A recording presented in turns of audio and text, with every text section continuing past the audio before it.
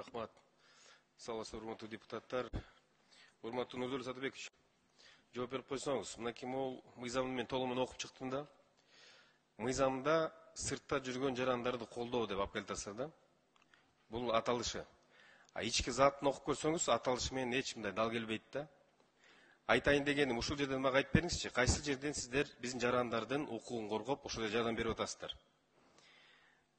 Болгону, бул жерде жазылганы диаспора деген түшүнүк, ошол жерде жүргөн, сыртта жүргөн жарандар баскан турганы, иштеген кызматы. Бул жөнүндө сиздер деле билет да. Же бул мыйзамды алып келатканда кайсы бир диаспора менен байланыштыңарбы? Же мындай айтып койсоңуз, ким деген диаспоранын жетекчилерин тааныйсыз ошол жалпы чет өлкөдө жүргөн биздин жарандар боюнча? Урматтуу Эмиль Эрикович, азыркы убакта өзүңүздөр билесиздер, 201 диаспора бар. Мунун 135-и Россияда, калгандары бөлөк чет мамлекетте.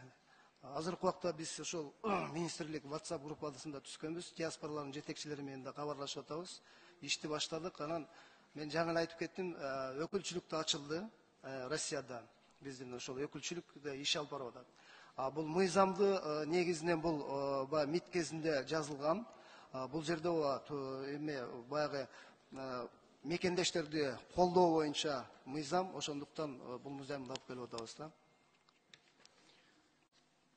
Нурдулла Сатыбекович, ушул мыйзамга сиз так көрсөтпөйсүздөрбү? Кайсыл жактан конкреттик түрдө жардам берип атасыңар? Ошол эле бир мигрант ала турган болсок, жылына канча деген акча каражат бизге жөнөтөт Кыргызстанга? Жөнөткөн акча каражаттар боюнча тууган туушкандарына болобу, ата энесине болобу, бир мындай жеңилдетүүлөр деген маселени эмне көтөрбөйсүздөр? Ошол жактарын эмнеге алып келбейсиздер мыйзамдарга? Түшүнүк бар дем, түшүнүк өздөрү билет да, сиздер деле билет ким экен ал диаспора экенинчи. Жооп берип коюңузчу. Эмне жеңилдетүүлөр бар азыр? Азыркы убакта билесиздер, биздин ошол мигранттардан келип түшкөн акча 2 миллиард 700 миллион сом, бул биздин ВВПнын 31%-ын түшөт. Ошол жеңилдиктерди эми азыркы убакта мындай так деле айта албайт экенмин, ал чынын айтсам, кандай жеңилдиктер бар акча которуу боюнча, бирок сиз айткандай ал жагында карайлык. Экинчи окууга дагы мүмкүн кошумча кылабызбы? Көрдүңүзбү, маалыматыңыз так бар экен. ВВПнын Кыргыз Республикасынын 30%-ын түзөтүп атасыз. Сырттан келген акча. Ана ошол тармакта бир жакшы мыйзамдарды алып келип берип койбойсуздарбы? Же болбосо ушул жерге камтып койбойсуздарбы? Буга чейин канча деген сунуштарды бердик? Жок дегенде жанагы балдары биякта ата энеси жок калгандарга окуу жактан, бала бакча жактан кезексиз очередтер коюп, ФОМС деген маселесин көтөрдүк элек, медицинский страхование боюнча. Ал эмес мынакей, бир ай мурун могул жерде бир чоң жыйын өттү эле.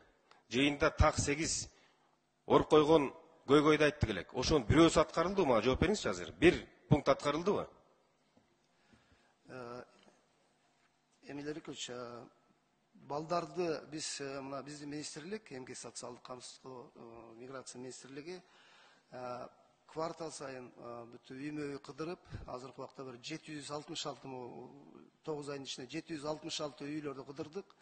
Мигранттын балдары толугу менен көзөмөлгө болуп атат, бирок ошол эле убакта жетишпестер болуп атат. Өзүңүздөр билесиздер, биз жана соцработниктерди киргизели ал дагы кичине кечеңдеп атат. Бирок ошол балдарды мектепке орноштуруу боюнча, садикке орноштуруу боюнча мигранттардын балдары боюнча иш алып барылып атат. Үймө үй кыдыргандан эчтеке анын кажети жок. Сиздер деген так мыйзамга алып келе сунуштарды. Ошондо мындай 10 секунд кошуп коюңуз. Жанагы 8 айтып кеттим, көйгөйдү көтөргөнбүз, 8 көйгөй боюнча эмне болду? Ошол мага так жооп бериңиз азыр. Бир пункт аткарылдыбы? Аткарылбаса мен өткөндө эле айткам, Алмаз Акжанович. Сунуш бергем, жыйын өткөрүлдү деп. Ошол бойдон калып калды. Жооп берип койгулачы. 8 боюнча. Эмиль Эрикович, протоколдук тапшырманы айтып атасызбы?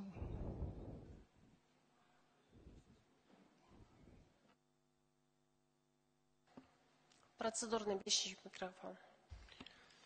Протоколдукта тапшырма бергенбиз, Алмаз Акжановичтин өзүнө да айтканбыз, өкмөт башчыга да айтканбыз, Акылбек Шөнбековичке. 8 так протокольный бул жерде тапшырма бергенбиз. Ошон бир пункт аткарылдыбы? аткарылса кайсы пункттар аткарылды, аткарылбаса эмне себептен аткарылган жок, жоопкерчиликке кимдер тартылды? Ошондо өзүңөр сөз бергенсиздер. Биз жооп беребиз, жоопкерчилик тартылат деп. Жооп берип коелучу так. Эмиль Эрикович, биз мына бу жерден кызматкер айтып атат, непосредственно жөнөткөнбүз дейт, катты. Кат жүзүндө ошо 8 пункт боюнча полностью жөнөткөнбүз дейт. Кандайча жетпей калды, аны биз тактап туруп сизге жазуу түрүндө берелик. Сиз бул иштин көзөмөлчү катары сиз жооп беришиңиз керек бул нерсеге. Кат жүзүндө деп качанга чейин кагаздан кагаз кыла беребиз толтуруп. Өткөндө эле могу жерден чоң жыйында талап койбодук белек. Андан бери мынакей 1,5 ай өттү. Уун чыккан жокпуз. 1,5 айга өзүңүз байкап көрсөңүз, каттын каралышы 10 күн. Биздики 1,5 ай өттү. Же дагы бир каргашал окуяны күчүс керекпи кайра баягыдай чоң маселе көтөрүш үчүн? Алмаз Окшанович, сураныч дагы бир жолу айтып коеюн, өткөн жумада да сурандым эле. Ушул жерде чогулган аткаруу бийликтин өкүлдөрүн чакырып, бул жерде коллегалардын баары чогулган. Бир угуп коелу отчетун. Эмне болду? Болгону 8 маселени айтканбыз, калганын айтпай эле коелу майда чөйрөсүн. Керектүү чукул чече турган 8 маселе. Жооп берип коюңузчу. Түшүндүм, Эмиль Эрикович. Бул министрдин өзүн айтам, келип сизге жекече или сессиянын өзүнө жооп берет. Буюрса, аркы жумада толук состав менен келебиз. Анда дагы айтсаңыз болот, ал официалдуу түрдө жооп бериш керек. Мен сизге кошулам. Рахмат, Алмаз Окшанович. Мага эмес, жалпы ушул жерде отурган биздин коллегаларга баардыгы ушуну талап койгон. Рахмат. Рахмат.